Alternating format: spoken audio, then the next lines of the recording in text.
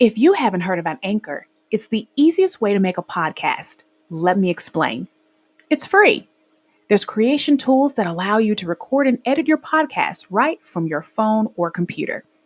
Anchor will distribute your podcast for you so it can be heard on Spotify and Apple Podcasts and many more. You can make money from your podcast with no minimum listenership. It's everything you need to make a podcast in one place. Download the free Anchor app or go to anchor.fm to get started today.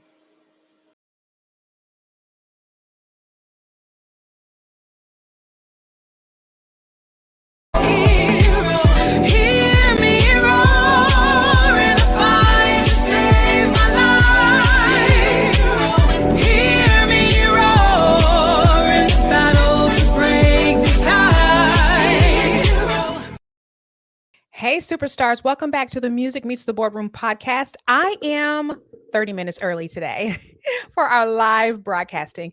I say, you know what? Why not? Why not? Let's just go ahead and get it started. I have so many more people who listen in via the podcast versus the live stream. Every once in a while, I'm streaming alone. And then every once in a while, I have tons of people in here, listening as well. So this episode is going to be somewhat different. And after this episode, we're gonna jump back on track and talk about 25 steps before releasing your music. And so I've got so much more to share under that hat. But tonight I want to talk about something very important.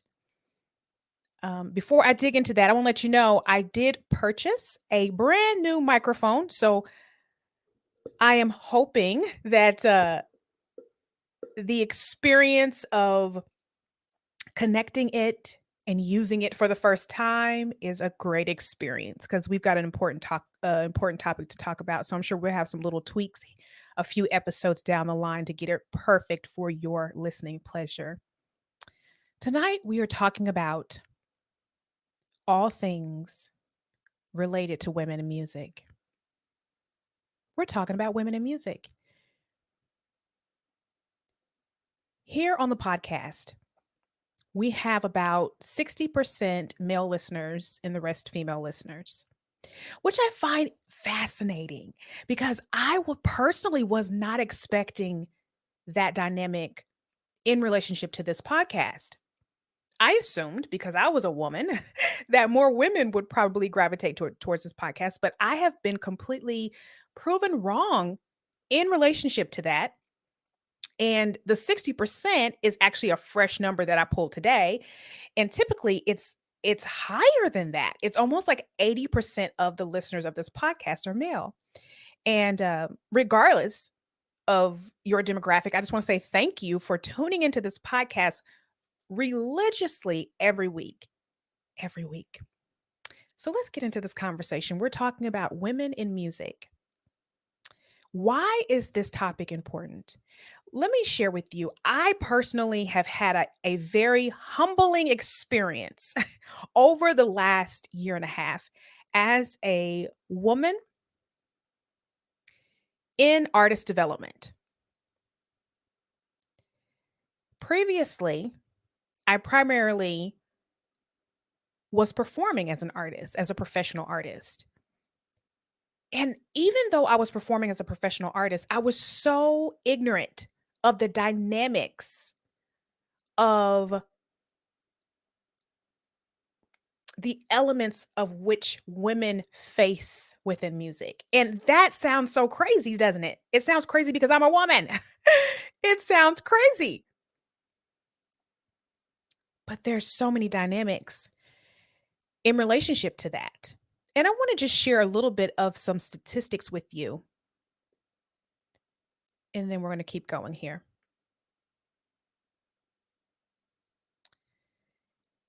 When it comes to leadership roles and businesses within the music industry, women make up a very small percentage of that across the board. Not only in the major label scheme of things, but even within the indie artist type of type of business relations. It is a very small percentage of women. Less than 2% of producers are women. 1.8% of composers within orchestras are women. These are very low numbers. Even though here in America, women make up well over 50% of the population, we are seeing numbers this low within music. Songwriter credits within the top 100 hits, Billboard hits, 12% are women songwriters. That's not even 15%. That's not even 20%. It is so small. And let me share this. Some of the numbers that I pulled are from a few years ago. And I'm sure with COVID, these numbers are probably lower. And I want to say something before, and I meant to say this earlier. This conversation today is not just for women. This conversation is for men too. So if you are a male who listens to this podcast, keep listening. We need your ears. We need your ears. You can help us so much. And we all know that information is power for us all, right? So join in, continue in on this conversation because I've got some information I can share with you um, that is part of this process as well. Did you know and this is just measuring from people who are at the pinnacle of the music industry. These are small numbers. In terms of top 100 hits, about 22% are performing artists.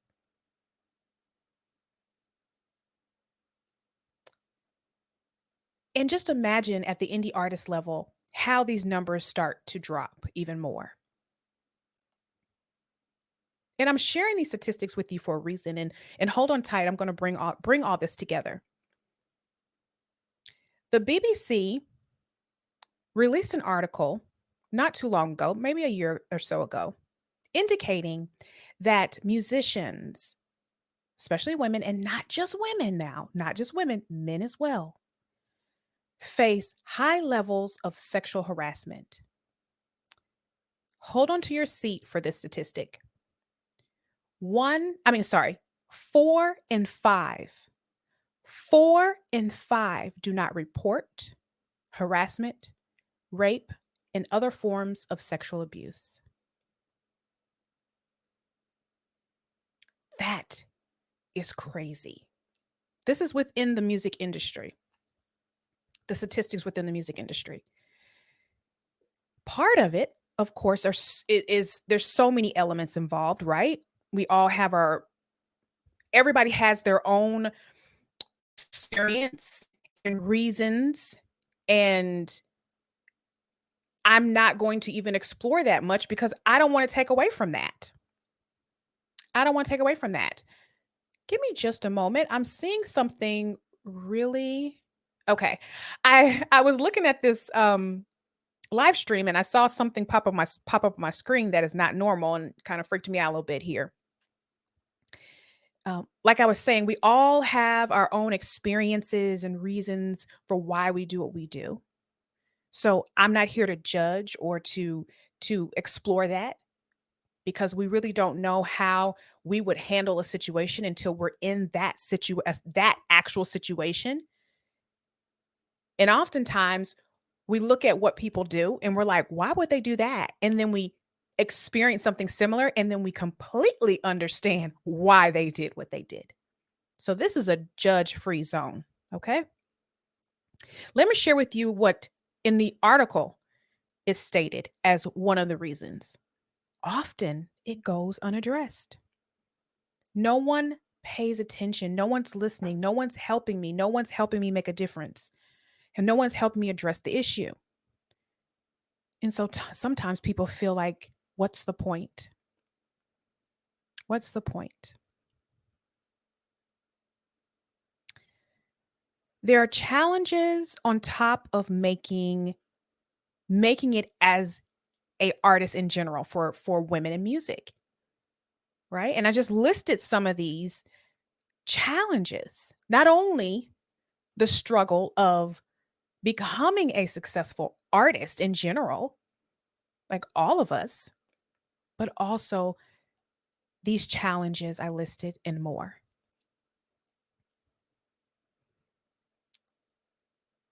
What can you do to help ease some of these challenges, to help contribute to the solution of these challenges?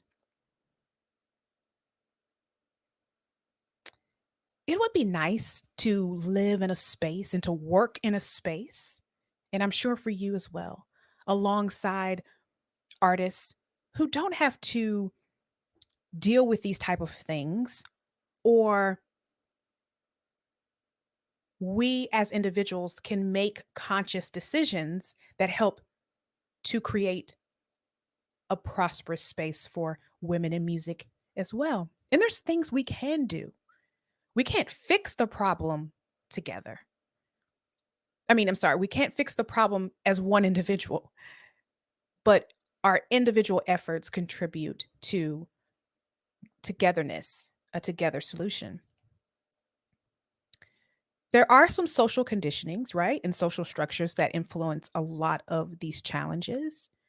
But as I mentioned, there are things that we can do as individuals to make the experiences of those around us more rich. I'm going to share with you 5 things that can help. And these are steps and efforts that anyone can take, whether you're a man or a woman. This is going to help all of us have a richer environment. One, hire women. Hire women in music. Hire more women in music. This, believe it or not, is a challenge. This is a big challenge. Hire more women. Women are just as talented, just as skilled, just as committed, and can do the job. Hire more women. Work with more women. That's in connection with hiring more women. Work with more women. Spend more money with women. Spend your money with women.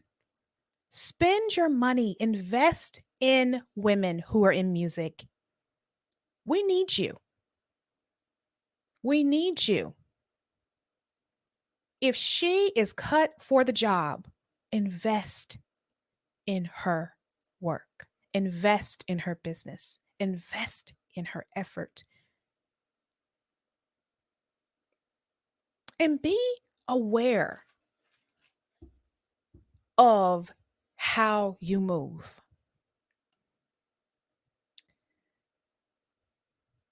Okay? And I want to explore this a little bit more because this is something I did not notice until I moved into artist development. And man, when I tell you this hit me so strong. I noticed that there was some interesting dynamics between the women-owned businesses that were offering services to artists versus the male operated or ran or um how can I say this? The the public facing individual being a male, and how artists interact with that type of experience as well. And it is very, very, very different. And there are some components that influence that. And I'm going to get into this. I'm going to get deeper into that in here just a moment. But I noticed a huge difference in the perception of who can offer the best information. The perception of that. So just be conscious about that as you move. Don't just assume because someone is a male that he has all the answers. And don't just assume that someone's a woman that she may have all the answers. Go where the best person is for the job. Okay? Best person for the job. And of course, you do want to be comfortable with who you work with. That is very important. So I don't take anything away from that. All due respect in that regard. Just remember in the process, you've got women out here who are working in music as artists, singers, songwriters, producers, composers, talent development, all kinds of things, all kinds of areas who could definitely use your support. So think about us women out there, okay? And this conversation is for women as well. Because sometimes subconsciously we will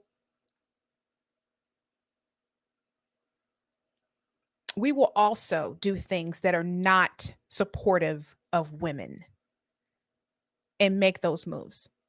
So it doesn't matter who you are, just be more conscious and aware and ask yourself, why am I making this decision? Why am I making this choice? Is it the right choice? And then go with your heart. Okay. And I don't cuss very much, so I'm actually a little sensitive when I'm going to say this, but it was what was on my mind, and it is what came to mind when I wrote this. And it was the second point is, don't be a dick. Don't be an asshole when you're working with women. You know, whether you're a woman, whether you're a male, just don't be an asshole because it's a woman, because your counterpart is a woman. Be professional. She wants to be treated professional. And here's another thing. There's so much pressure for women to take her clothes off, especially music as artists, right?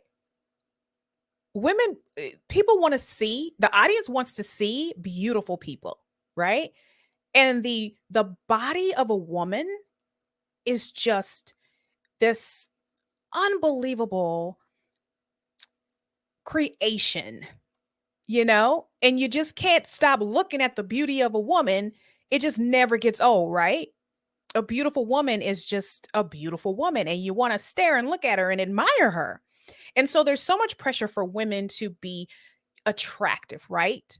For the male gaze, or for women to admire, to aspire to be. There's a lot of pressure on women for those elements.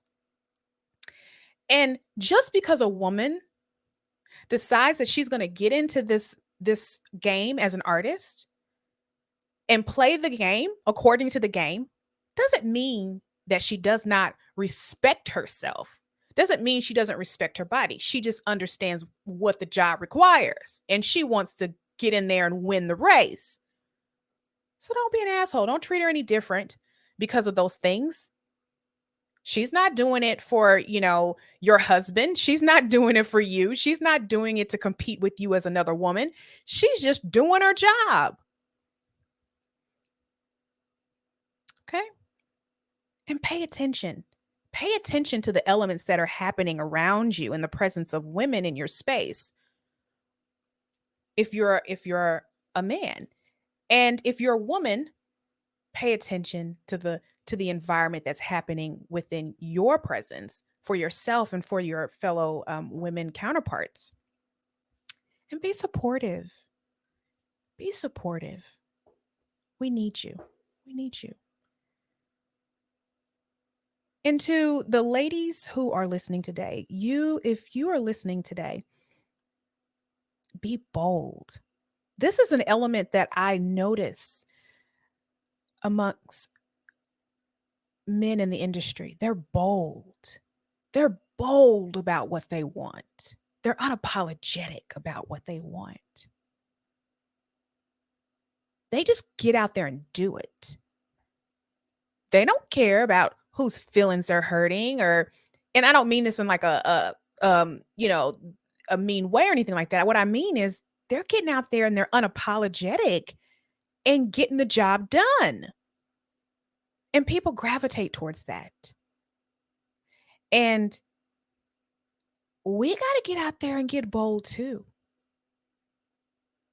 I tend to see, including myself at times, and some of my women counterparts, we tend to hide a little bit. We tend to hide. We're a little bit more meek. And there's no room for us to hide. We've got to be bold in our action, bold in our words. Okay. Be bold in your career. Be bold, be unapologetic. And I know, believe me, I know it's still hard for people to digest a confident, strong, decisive woman. It's the reality we live in. But it's also a very beautiful thing. Yes, it can be intimidating to people because it's beautiful. A lot of people don't want to admit that, but it can be very beautiful to see a woman in charge and to know what she wants. It's a very beautiful thing. Like I said, some people won't admit it, but we know it's true. You can just admit it in private. Ain't nobody got to know, okay? And learn the business. Learn the business. As a woman in music, learn the business so that you gain the respect that you know you deserve. Do you have to be a little bit smarter than those in the room? Yes, you do. You do. For a multitude of reasons. Learn the business.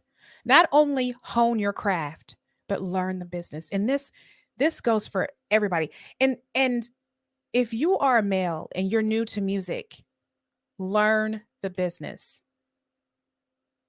Learn the business. Because you yourself can find yourself being taken advantage of. It's not just women. It's men too. And just the greener you are, the more you're up against. And with the final component that I want to share today is this. Uh-oh, hold on.